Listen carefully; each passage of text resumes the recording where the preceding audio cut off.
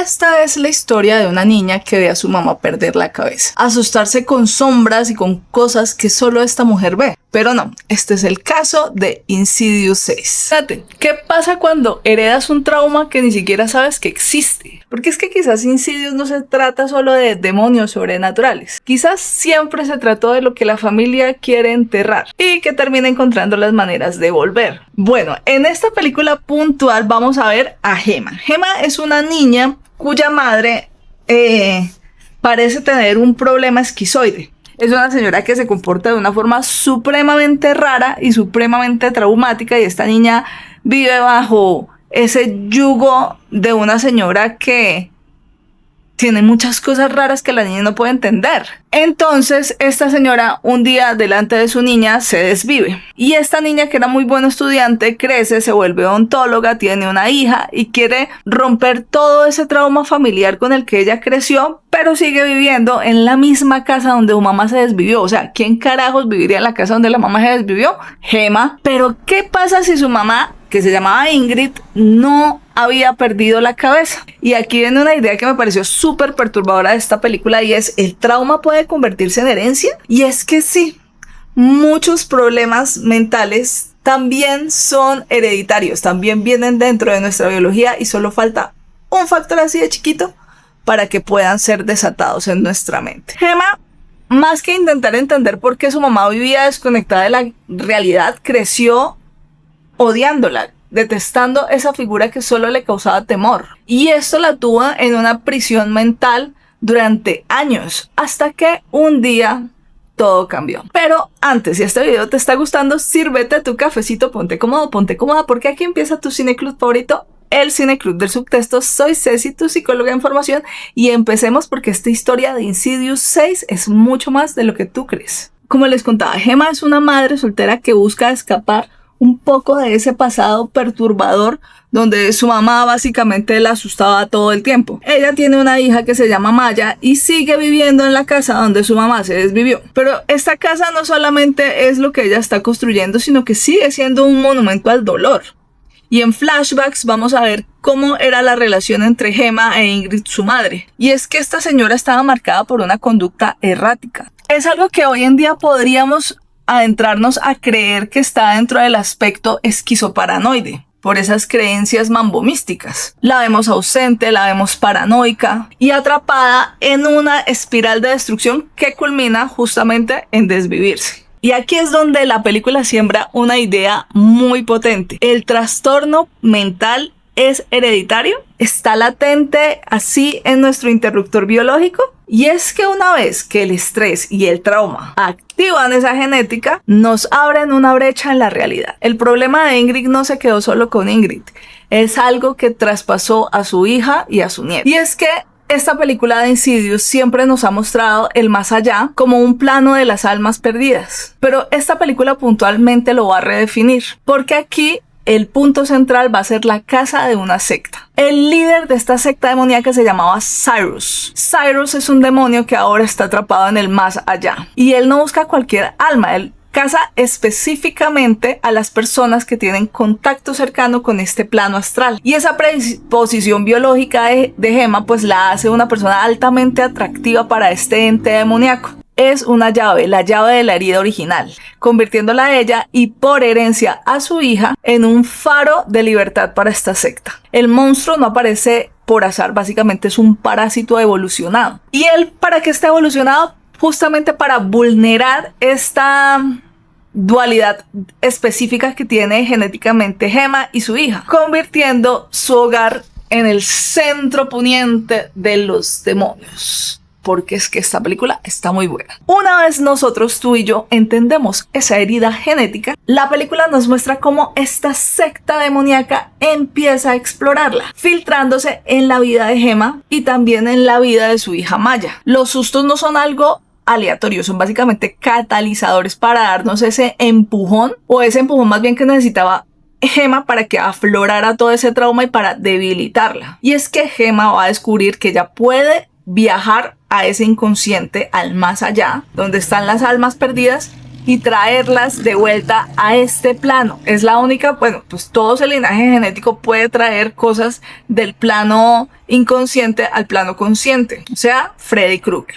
Pero esto no es un don, es un síntoma. Es la manifestación de esa condición genética, es ese puente entre la percepción alterada de la realidad y el plano de los muertos. Es la forma como una persona con espectro esquizoparanoide puede experimentar delirios y alucinaciones, volviéndose incapaz de distinguir lo que es real de lo que no es real. Y las entidades como Cyrus han aprendido a utilizar a estas personas como un puente hacia nuestro mundo. Y hay algo que me encantó, y es que la casa donde vive ella es una metáfora brutal. Ella toda la película se la pasa diciendo que ella jamás se va a ir de su casa, pero la casa comienza a deteriorarse, y esto es un reflejo de cómo la mente de Gemma se está desmoronando. Las visiones grotescas son tácticas de guerra psicológica. Representan lo monstruoso que se esconde tras una fachada de normalidad. El mismo miedo que ella sentía cuando veía a su mamá sonriendo, pero veía en sus ojos esta condición. Y el objetivo de todas estas entidades demoníacas es descentralizarla, quitarle su energía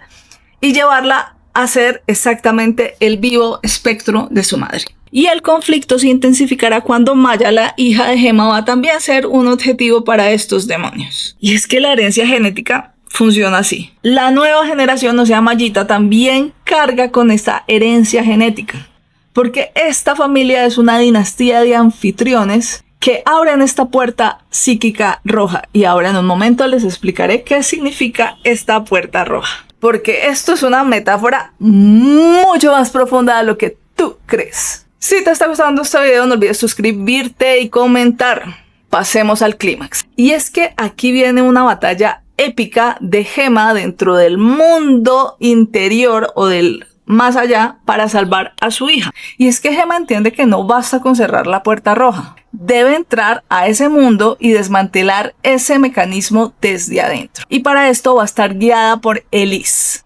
Gemma se adentra al más allá no solamente para pelear con Cyrus, sino para buscar a su madre y enfrentar ese miedo y además reconstruir esa casa final. Allí Gemma no solamente va a ver las memorias de Ingrid, sino que también va a entender que esta secta de Cyrus ya había inundado la mente de su madre y que lo que ella pensó que eran solamente condiciones psiquiátricas también tenía un padecimiento demonológico, por decirlo de alguna forma. También se estaban alimentando y manifestando por parte de la enfermedad de su mamá. Y este giro es algo brillante para romper el ciclo, porque es que curarnos, sanarnos, no significa reprimir y no significa olvidar. La solución de toda nuestra historia está en aprender a confrontar, en entender, en aceptar. Gemma no ataca directamente al monstruo, sino aprende a confrontar la manifestación de la enfermedad mental de su madre, lo que exige que ella entienda que el trastorno simplemente la consumió y que empiece a ponerle nombre a esa paranoia que aisló a Ingrid de su hija. Y en una escena increíblemente poderosa, Gemma no exorciza al demonio, abraza a su madre y entiende que su madre solo trató de protegerla, pero su mente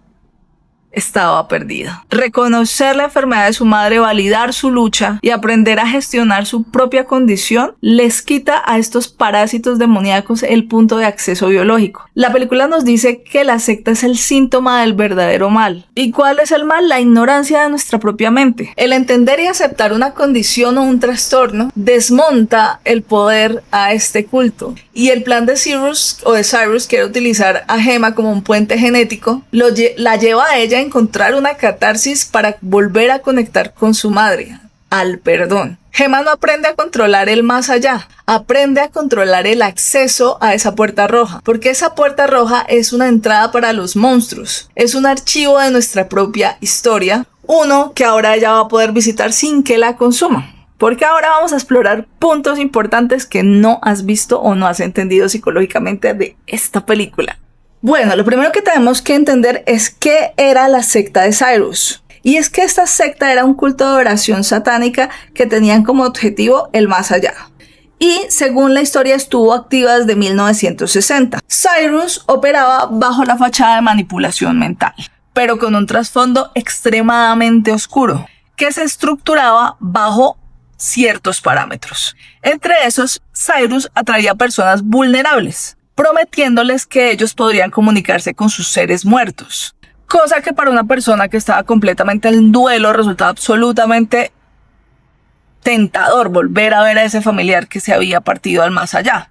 Luego se inventó un método que se llamaba el dejar ir, que básicamente era un método de desvivirse. Sí, él le decía a la gente que no le temiera la muerte, que dejaran ir su cuerpo físico. Y así introdujo a sus acólitos a dejar su cuerpo físico, bajo la premisa que la muerte no era el final. Y así el propio Cyrus también se quitó la vida. Pero Cyrus no buscaba la paz espiritual ni el cielo. Él estaba obsesionado con la inmortalidad física y por eso quedó atrapado en el plano del purgatorio o el más allá. Y ahí descubrió que para volver a este plano necesitaba algo que se llama un mensajero, una persona viva con tal don de proyección astral que pudiera traerlo de vuelta a esta realidad. Y ahí es donde entra la madre de Gemma, Ingrid. Cyrus identificó que ella poseía este don y la secta experimentó con la mente de Ingrid, forzando su don mediante gases y sedantes, intentando utilizarla a ella como un puente de transporte físico. Y bueno, por eso ahora el culto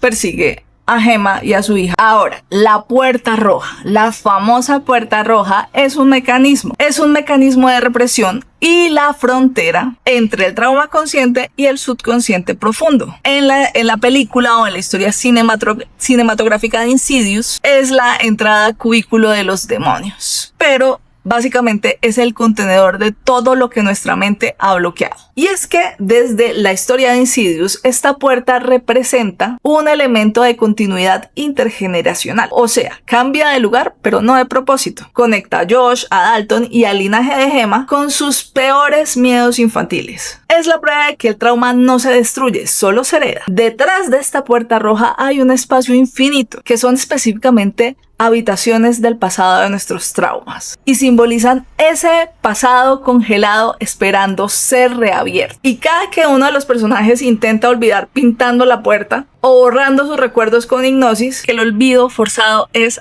completamente inútil. Desde el psicoanálisis de Sigmund Freud o la psicología del trauma, su funcionamiento es idéntico. Es básicamente lo que Freud llamaría la barrera de represión o un mecanismo de defensa que divide la mente consciente del inconsciente. Sí, es a donde habitan los impulsos reprimidos, los traumas y las cosas que nos causan dolor. Y abrirla básicamente es volver al retorno de lo reprimido. Entonces, la solución de Gemma no es vencer el miedo, es cruzar esa puerta voluntariamente, mirar a su madre y aceptar el pasado. Y así, este trauma y esta puerta se ha integrado al proceso de ella.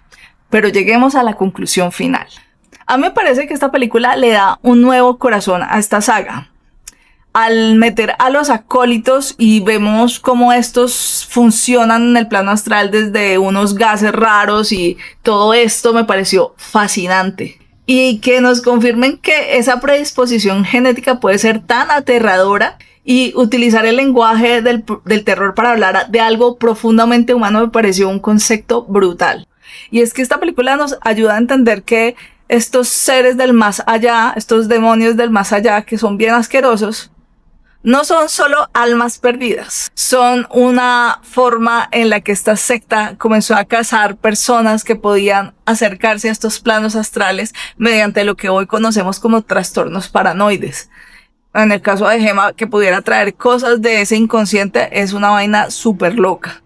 Y siento yo que la saga de Insidious ha ido evolucionando. Además me encanta Elise porque Elise es básicamente pasó de ser la medium a ser esa terapeuta clínica que logra ayudar a esa paciente, en ese caso a Gemma, o a esa persona, en ese caso a Gemma, a traspasar todo su dolor, a poder aceptar y ver a su madre como un ser humano que simplemente estaba luchando contra su propia mente y poder aceptarla y quererla.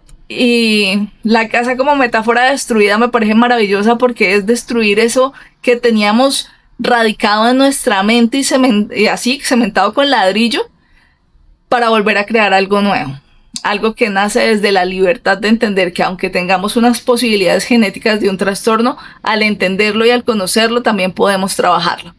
Eso es algo que me pareció maravilloso esta película. Te invito a que la veas y reflexiones también conmigo. ¿Qué otra película te gustaría que habláramos el próximo fin de semana? No sé qué viene para el próximo fin de semana, pero déjamelo en los comentarios. Y porfa, comenta, dale like y suscríbete a este canal porque lo necesitamos. Chao, chao.